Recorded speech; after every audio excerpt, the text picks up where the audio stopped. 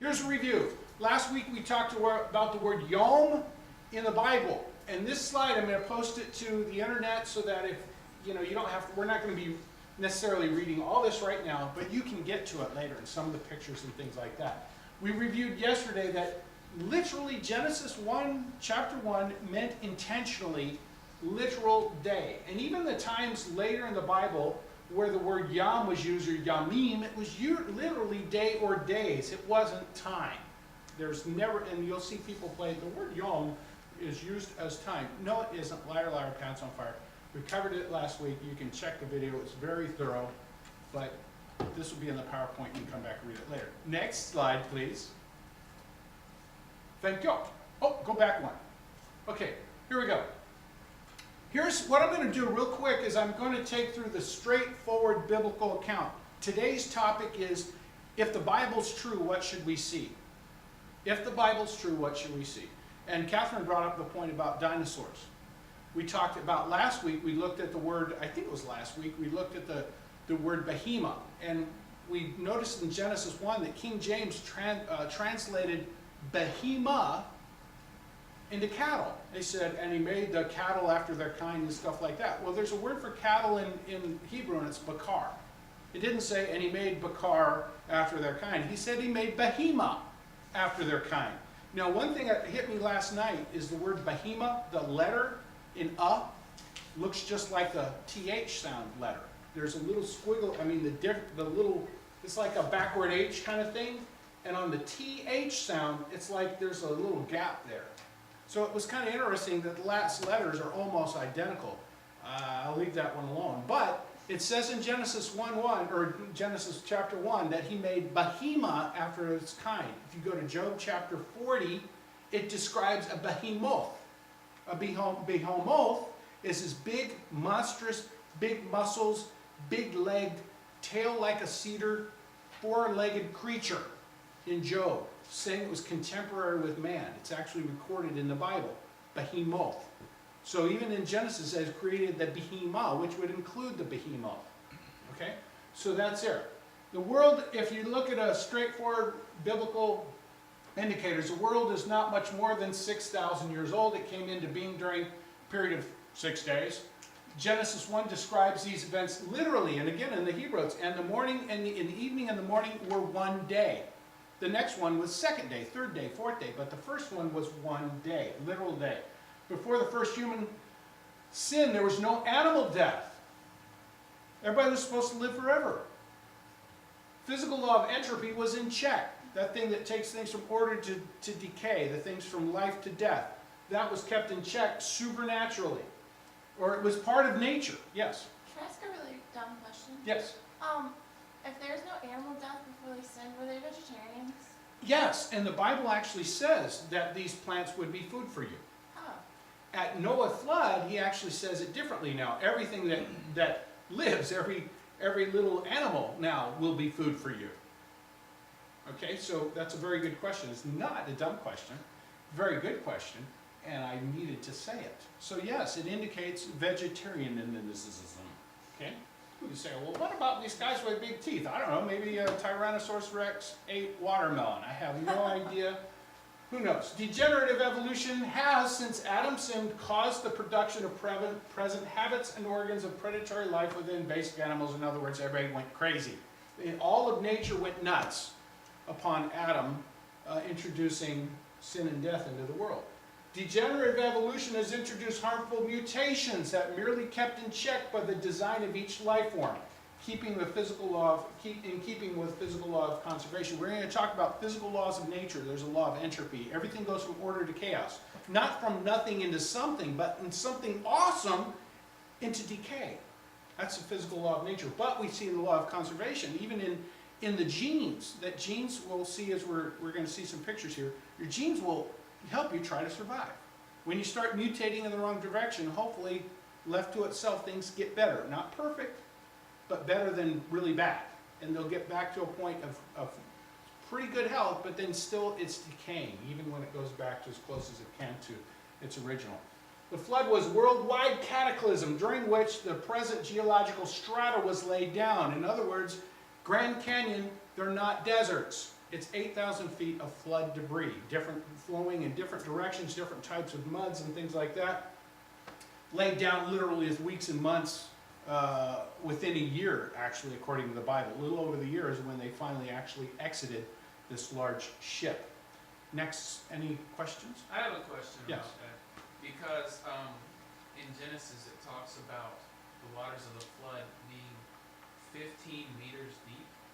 15 meters above the highest Sorry, mountain. not 15 meters, 15 Cubits. cubits. Cubits. It So says it doesn't say above the highest mountain. It says it was 15 cubits deep, and all the mountains were covered. And so I wondered if they didn't have any. no, it doesn't say that. I It's just read essentially the entire 15. book of Genesis. Okay, good. Genesis the other day. Okay, I'll look it up real quick. We'll argue about it right now on camera. No, it's 15 cubits above I'm just whatever. wondering, Yeah. could like things like the Grand Canyon have come from when water was covering the face of the deep, and then suddenly dry land emerged, and you have rather than the flood? Yes, because prior to, okay, I see what you're saying.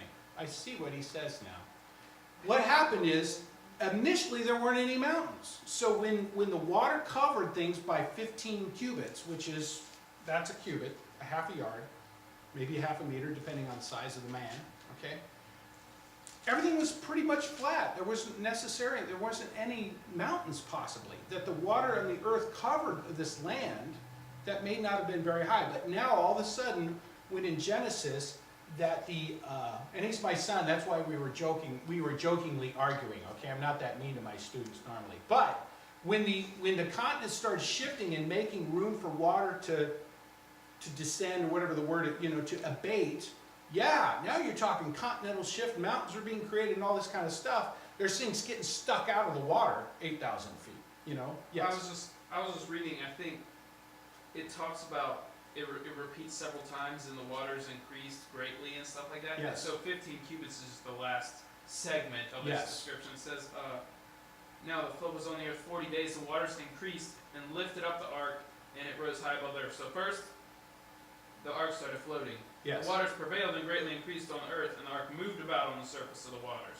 and it started moving about. Correct. And the waters prevailed exceedingly on the earth, and all the high hills under the whole heaven were covered. And then it prevailed 15 cubits upward, and the mountains were covered. Okay. So I'm assuming the mountains weren't real high at the time. Right. They were 15 cubits higher than the high hills. Right. But then Everything on everything was earth covered. was completely covered by at least 15 cubits. The highest part, the shallowest part of what was under there was 15 cubits. Right. So everything was covered.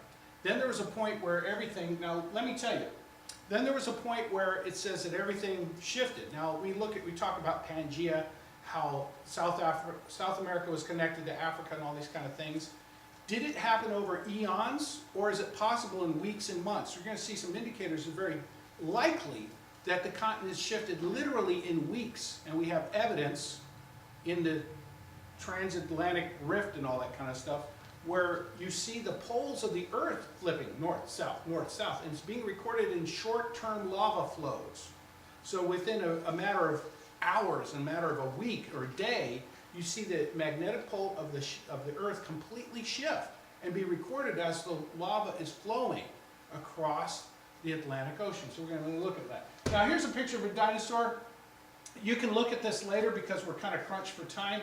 Again, this will be on the website so you can download these things and read about it. Well, this is I think in the Gobi Desert in Mongolia, and they find these dinosaurs, and it's hard for you to see, but this gray hue here indicates it was soft tissue, so it was buried rapidly.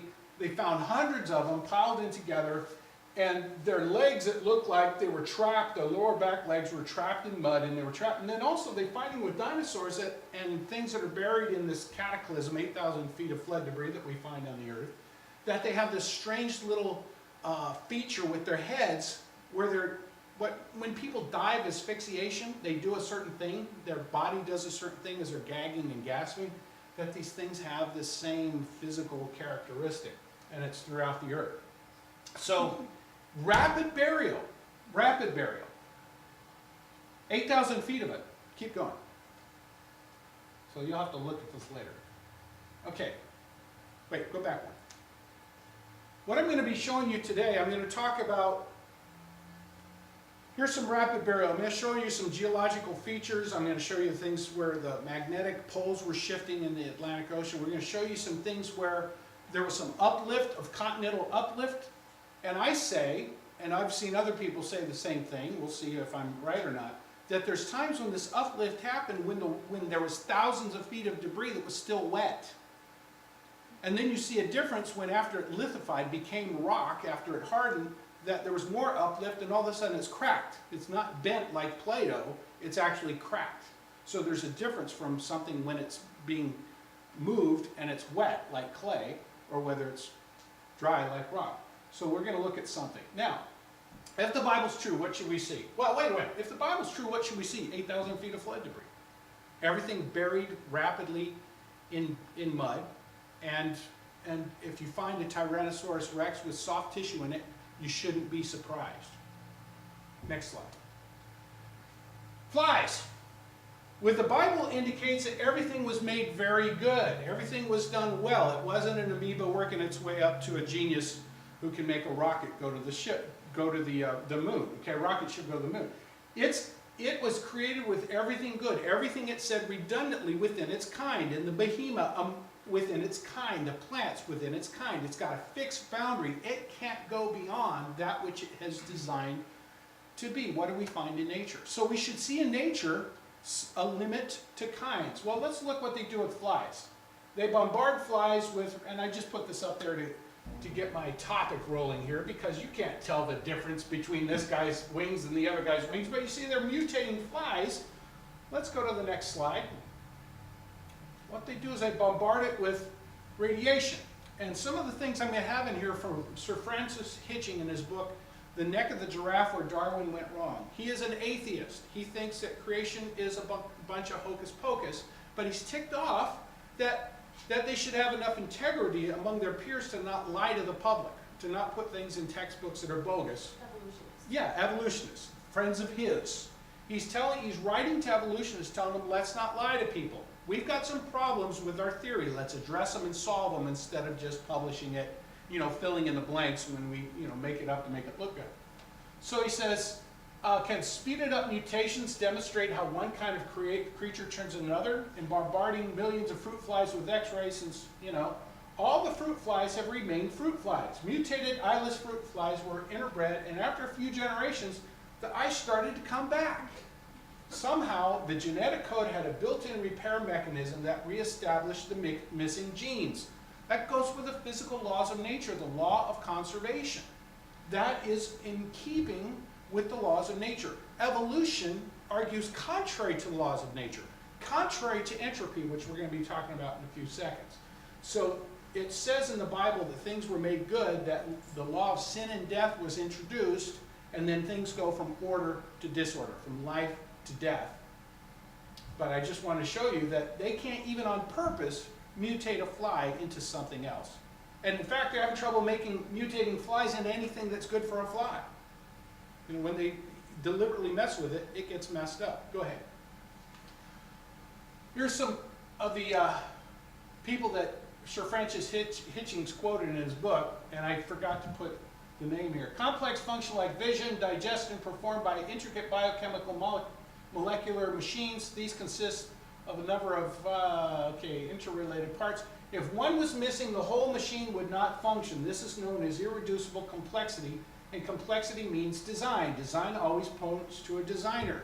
So he's admitting in this book that we have a problem with our theory. There's these irreducible complexities that you can't go on to the next stage without this other thing. Okay, go ahead. Suppose with the eye, here's Darwin.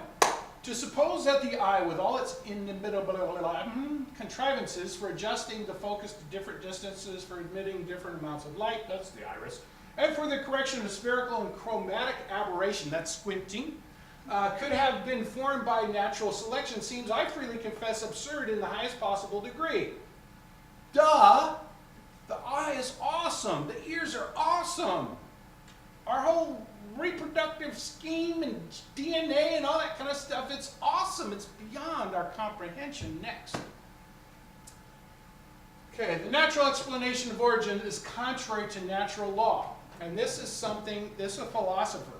I pulled up, and again, I was doing this till about like 12:30 this morning, still putting things around. Fundamental riddle which these guys and his colleagues have been attacking, one which has plagued science since the last century, and how why does life in a universe of ever-increasing disorder, the physical laws of nature demonstrate that things go from order to disorder. Mathematicians have to make account for that. The guys sending rockets to the moon have to make account for that. But life evolves in the opposite direction. No, it doesn't.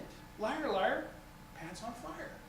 They're smoking, they're doping smoke or something like that. There's something wrong. And I meant to quote the Bible today, so I need somebody in the Bible to open up to 2 Chronicles chapter 2. Not 2 Chronicles, 2 Thessalonians chapter 2. And just hang on to it for a minute. Okay, go ahead, Tate. Let's go to the next one. Entropy. And this is a simple diagram. If you took a truck, you open up the tailgate, and you dump the bricks out of the dump truck, would it look like this? There's a possibility. I don't know what it's like 10 to like 40 billion. I don't know what it is. But we know from experience this doesn't happen. This does. Things go from order to chaos. They might have been stacked like that, but you know, there's laws, physical laws of nature. I'll give you another example. WHRO, bless their hearts. They had a guy on there, and he was going to show us how you can take disorder and make order out of it. So he says, now imagine if you had a dot. And I put a dot right here. And then I put a dot up here. And I put another dot here. Now he's in theory using a perfect triangle, by the way. And he says, and I connect this to that, and I connect to that. And then I take a dot and go halfway between this dot and this dot, and I put a dot here, and then I connect those dots. And I put a dot halfway between this dot and that dot, and I connect those dots. And so he said, dummy, you have order. There's already design in there. You got a triangle, you got math. I'm sorry. So that was real good. But that's part of the comic relief.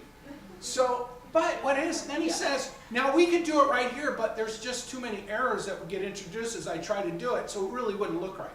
See, he even demonstrated, contrary to his argument, there's just, in nature, things go from order to chaos, and he couldn't even take a perfect, orderly plan and actually demonstrate it so we could see it. A little trivia, go ahead. I didn't plan on saying that, it's kind of weird. Probably wouldn't have spilled my coffee. Do fossils show gradual change? Now, this is an important thing. We're being taught in the public school, private school, all kinds of old school, new school, that things have gone from little non-complex things to orderly things over time. They tell us about the epochs and the different periods. Actually, they're just little layers, little different levels in 8,000 feet of flood debris. I'm using the Grand Canyon as my 8,000 feet of flood debris. Museums, for instance, countless piles of fossils, the early invertebrate sea creatures, and equally the large number of ancient fishes between the two, covering a period of, they say 100 million years, I say flood debris, deaths. There should be cabinets full of intermediates, something going from this thing to that thing, something in between. Indeed, one would expect fossils to blend so gently into one another, it would be difficult to tell where the invertebrates end and the vertebrates begin. But this isn't the case. Instead, groups of well-defined, easily classifiable fish jump into the fossil record seemingly from nowhere, mysteriously, suddenly, fully formed, there's a Y missing there, and in an un-Darwinian way, and before them are maddening, illogical gaps where their ancestors should be. The fossil record demonstrates the Bible. There are fixed things that are made good, and they're buried in mud for 8,000 feet. Keep going. Rapid burial. What do we see here? What do we see? What is that? A fish being caught eating another fish. Rapid burial, no time for decay. Most fish, what does your fish do when it dies in your fish tank? Floats belly up. And then what happens if you left it in there? It stinks, it decays, it shrivels up. It doesn't get captured like this. You've got 8,000 feet of things being captured just like that. That's how you make a fossil. There's another picture I've seen where dinosaurs, they actually have dinosaurs that were in the midst of fighting each other. Now, is it possible? They say, oh, these guys, it was a violent world. It might have been because they found these two like biting on each other. Could have been. I don't know. Have you ever seen a dog when it's in pain? Your favorite dog bite you? I mean, you don't know. They may have been just freaking out because they're getting caught in mud and they're dying, you know, and fighting. But they've actually have dinosaurs that are captured, fully buried, big dinosaurs biting each other. Whoa, that's rapid burial, guys, and immensely. 8,000 feet of flood debris. Keep going. Hitchings, that's the atheist who thinks that creation's hocus pocus, but we shouldn't lie to the people even though we believe evolution. He quotes Professor this guy. It is not even possible to make a caricature of evolution out of paleobiological facts. The biological stuff buried. The material is now so complete, the fossil material is now so complete that the lack of transitional series cannot be explained by the scarcity of the material. The deficiencies are real. They will never be filled. So these are guys who are paleontologists. Okay? So there's some that are admitting it. Hopefully they've got tenure. Dinosaurs to bird. Now, here's one. Have you not been told that birds came from dinosaurs? Well, they only have a single jaw or something like that. You know, it's like they're dumping smoke. Okay, who made this up? There's no science, real science behind that. There's no science behind that. They've got things buried. There's things buried, and then somebody's made up a story. The further point might be made by I can't even say that thing. It's a big, you know, dinosaur bird, like supposedly evolving wings from dinosaurs. It is still not very enlightening about the process of evolution. Okay, for what we would have to see in the fossil record, the slow development of feathers, and they have scales, some other kind of thing, and the hierarchical change of amphibians to dinosaurs into delicate light-boned creatures that could soar above the earth, and here characteristically, the rocks are mute. It's true, it's not there. You're being told it is, but it isn't. It's not there. There's 8,000 feet of flood debris at the Grand Canyon. Keep going. That was also, the Archaeopteryx was a dinosaur that National Geographic did a big cover article on. And like 6 months later they had to put out another article apologizing because it was found to be a hoax. Oh! But at least they apologized. They did. They explained that it was submitted, but it was several different fossils pieced together. Ah! They came up with the Brontosaurus. Oh, by the way, I'm going to play off of that. Thank you for saying this word well. The Brontosaurus, when I was a kid, we knew about the Brontosaurus. Like now they call it the Apatosaurus or something like that. Well, what it was, they found a dinosaur that didn't have its head on it. And then they found a head someplace else. They went, well, it's kind of in the neighborhood. Let's. Well, it turned out it was two different creatures. Okay? And you're still hearing about Brontosauruses. But I didn't know this. Vast majority of these dinosaurs they find don't have heads on them. Now, I don't think there was little hunters going around chopping their heads off. But I'm just thinking, I think that's just part of catastrophe and things flowing and things not being attached, you know, strongly at the neck or something. I don't know. But that's kind of fascinating. It's just catastrophe. Next one. Next. Okay, this is too hard to explain, but I'm just going to say something. I found this chart. What it is, I'm going to make a point. This is a point. Hey guys, guess what? There's clams on the bottom, clams on the top. Go to the Grand Canyon, there's clams. From the bottom to the top, everywhere there's clams. There's sponges. There's all this kind of stuff at 8,000 feet. You'll have all these same kind of things that they find at the bottom. Not all of them, but a whole lot of them they're finding from bottom to top. Now there's some places where things show up at a certain level, not all the way on the bottom, but like plants that continue on, and some of them were at a certain place, and we haven't seen those plants since they were buried. We find those things in coal seams and things like that. But I just laid this out there to know that there's things on the bottom that are on the top too. You know why? It's a big global flood. Chaos. Yes, chaos. Next. It matches the Bible. Kinds have observed limits. Again, remarkable achievements can be made by crossbreeding and selection inside the species or within a larger circle closely related species such as wheat, but wheat is still wheat and not, for instance, grapefruit. This is a science, and again, I wish I had the name here. I thought I had all this put down here. You've got Luther Burbank making a comment here, and some of you may know who he is. Between 1800 and 1878, the sugar content of beets was raised from 6 to 17%. But half a century later, you can't make any difference. It has fixed limits. It stays within its kind, but also there's boundaries. Can you go smaller than a Chihuahua? Maybe, but we haven't discovered it yet. Can you go larger than a Great Dane? Maybe, but it looks like, we may have, under this circumstance in the planet right now, we may have found the limit to dogs. That's as far as they can go. There are fixed limits. That's biblical, not evolution. It goes contrary to evolution. Next one. Contrary to theory of evolution. Luther Burbank. He's a famous breeder in the history of the United States. They named Burbank after him in California. He pointed out that nobody has succeeded in growing black tulips or blue roses because the genetic material was not there. Okay? He says, I know from experience I can develop a plum 1/2 inch long or 2.5 inches long with every possible length in between, but I am willing to admit that it is hopeless to try to get the plum the size of a small pea or one as big as a grapefruit. In short, there are limits to the development possible. This is an objective scientist who's made grades, just famous for the kind of things that he's discovered about plants. Science. Recent advances in genetics show that genes tend to interact among each other in a startling and unpredictable way. Every species of breeding experiments that have ever been taking place establish fine limit to breeding possibilities. Genes are a strong influence for conservatism, keeping things within its kind, and allow only for modest change.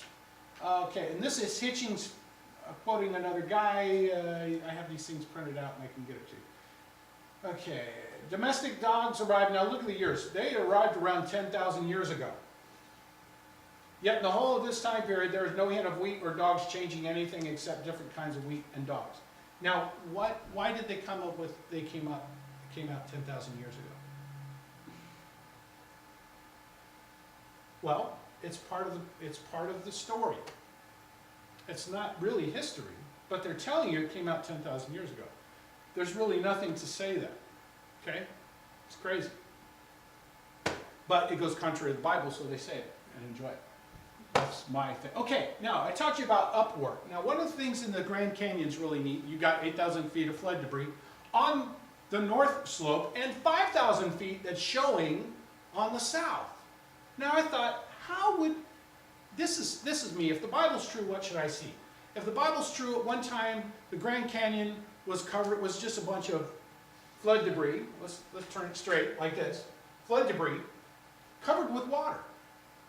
And is it possible, I thought to myself, is it possible maybe, and I didn't know about the 8,000 foot, 5,000 foot difference kind of thing on both sides of the Grand Canyon.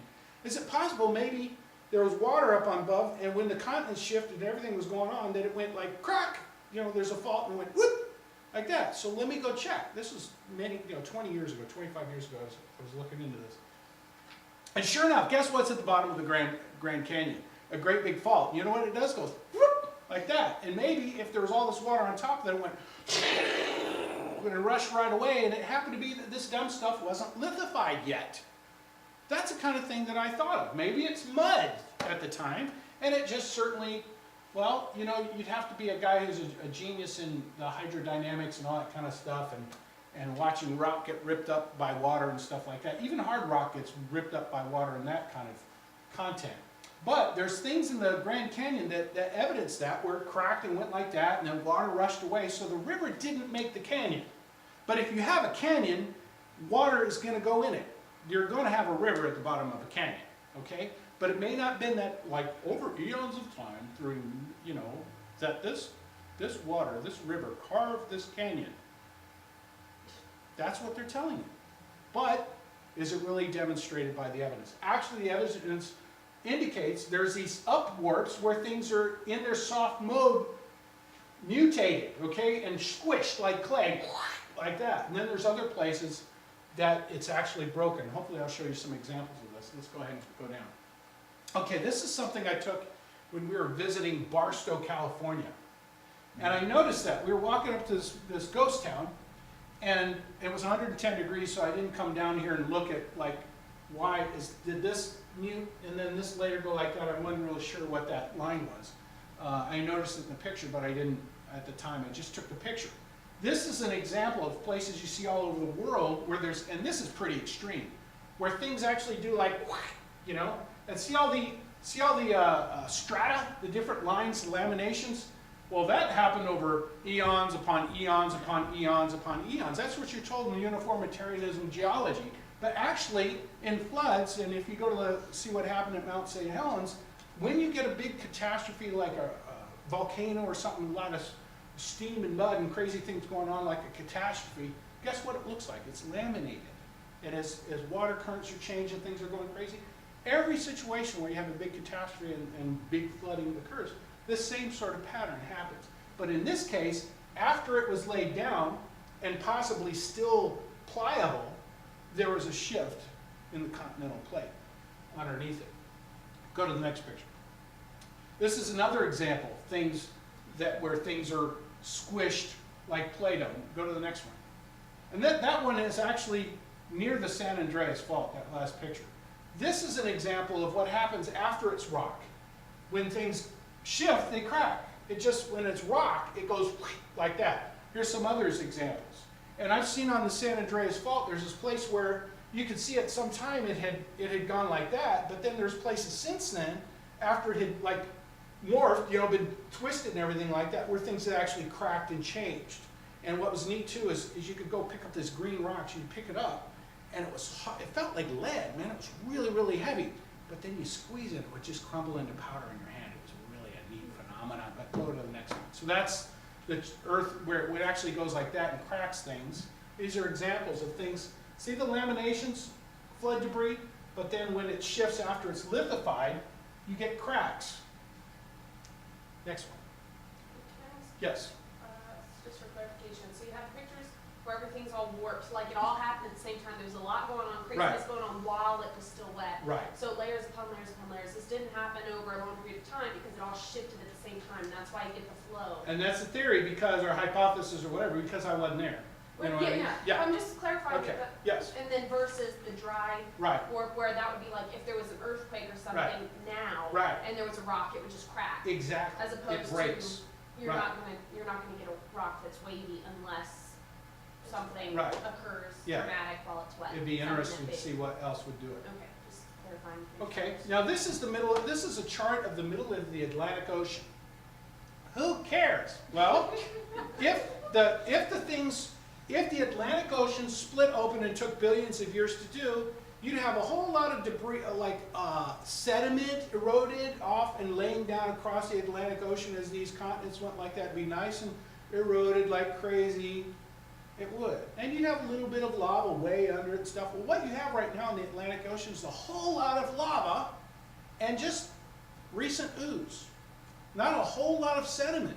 And there's places at river ends at the end of the continent where you're getting a lot of sediment, but the quantity is insanely low. And again, with the amount of time we have here, it matches a biblical account of the continent going,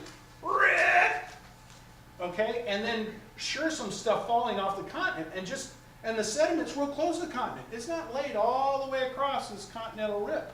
It's not laid gradually, all this sediment. It's right near the edge of it. It's like it went rip, and lava was flowing. And what they found is, because I was a sonarman, we had these things called magnetic anomaly detectors, because there was a reason for it. Looking for submarines, and they would drive along the ocean, and you'd have to know what the magnetic signature of the Earth was because it would disturb it. See? So when they would do these tests, and they found out that lava flows literally in hours, days, and weeks. A single lava flow would record multiple pole shifts of the Earth's core, of the Earth's magnetic field was shifting while this lava was flowing. It's insanely rapid. So what was going on with that? It's not billions of years spreading. It was rapid. This incredible amount of neat information that matches a biblical account. If we look at what would have been Pangea and how fast it went across. And if you look at the Pacific Ocean, you got massive amounts of sediment, as if it suffered a global flood, and then had the continent pushed into it rapidly. Maybe slowly, but it tends to more look like a rapid change. Go ahead, next thing. Here's something, real quick. How much helium is in the atmosphere? What is the byproduct of decaying uranium? They say that uranium decays from uranium 234 or 238, whatever it is, 235, let's make a bomb, down to lead 204 or whatever like that. What is a byproduct? One of the byproducts is helium. And if you measure the amount of helium in the atmosphere, the Earth's atmosphere is less than 10,000 years old. Well, maybe some is escaping the atmosphere. Maybe it's going into space. They're trying to find a reason why there wouldn't be more helium in the atmosphere. It turns out there's helium coming into the atmosphere. I guess as a byproduct from the sun or something, I don't know, whatever. So these are indicators that are consistent with the biblical account, not with what you're hearing in the public school. And I'm sure you're not going to hear this. Go ahead. C14 decay, because we don't have any time, I don't want to talk about that too much, but it's based on a theory that there's a point in the atmosphere where the carbon-14, which is, I guess nitrogen is affected in the atmosphere, it becomes carbon-14, and over time it'll decay and lose a bunch of stuff. Jesse could tell you all about it, I don't really understand it too much, but it decays, and so they figure how long does it take to lose half of its radiation? And that's what they call half-lives. Well, they came up with this thing, all the dating is based on if it's already become equilibrium in the atmosphere. You know, they have to find a fixed reference to measure from. Well, they're discovering it hasn't gained equilibrium yet.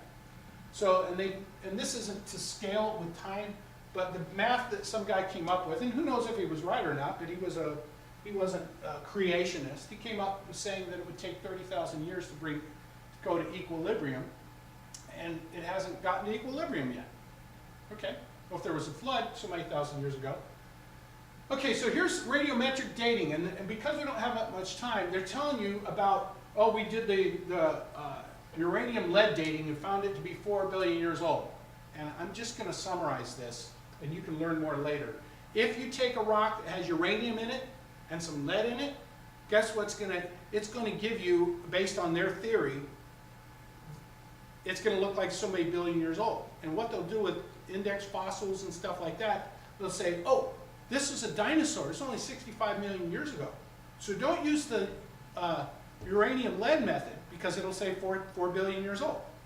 Let's do the potassium argon method or the rubium strontium method if we think that thing's so many hundred years old. What it is, there's certain rocks that have certain materials in them.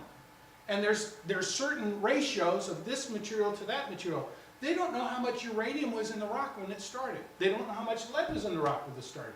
They theorize, well, if it came out of a volcano and it was this and that it would start out as this and decay to this. They actually don't know that. And when they test rocks that they know came out 100 years ago, guess what they show? Hundreds of millions of years. Billions of years. In other words, it doesn't work. And this is actually the point I want to make here, the only thing radiometric dating can tell you is its maximum theoretical age. Not its actual age, but its maximum theoretical age on the basis of that test. The Earth can't be more than so many billions years old because the maximum we could ever imagine if this rock was all uranium, how far it has decayed, it would show its maximum age. But you don't know how much potassium versus argon or rubium, strontium, whatever that stuff is. You don't know how much was in the rock when it was formed. So it's really completely bogus, and they'll find the same different rocks and the same thing. They just won't measure some because it won't match their preconceived dating. Go ahead. Sediments.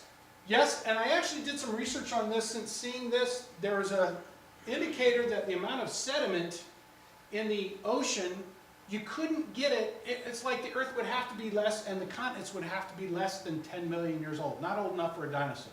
It doesn't mean it is 10 million years old, but the theoretical absolute maximum of what the continents would have to be less than 10 million years old based on the rate of erosion and understanding that things eroded more in the past than they are today because of a lot of reasons. And when I did see what the other guy said, every time when I saw the opposing argument, they were really dodging the issue. You know? So, again, there's a lot of study going into that, takes a lot of reading. Next slide. Go back to this one. Salinity in the ocean. What's the average, Jesse? Quick. Like 35 to 37 parts per thousand. On average. Okay? Depending on where you are. I was pointing to the wrong thing. How much salt is in the ocean? Well, guess what? Salt is increasing daily. And it's right now, average 35 parts per thousand. So, how long did it take to get there? The indicator, and I don't know the data here. Oh, it would accumulate in a maximum of 62 million years old. Theoretic maximum of the ocean would be younger than the dinosaurs. In other words, it's not consistent with what they're telling you. Go ahead, next. Okay, go ahead, next one. And this I gotta wrap it up here quickly. But this is the kind of thing you see. Was this eons and eons in time of forest upon forest upon forest upon forest? Coal seam, coal seam, coal seam? Well, it turns out, guys, if you put a tree in a peat bed, it'll rot. They don't just hang out standing upside down without rotting. If you actually check this Specimen Ridge in Yellowstone Forest, this has things that indicated it wasn't a peat bed, that things didn't take their natural course, that there's some other catastrophic explanation for this. Go to the next picture.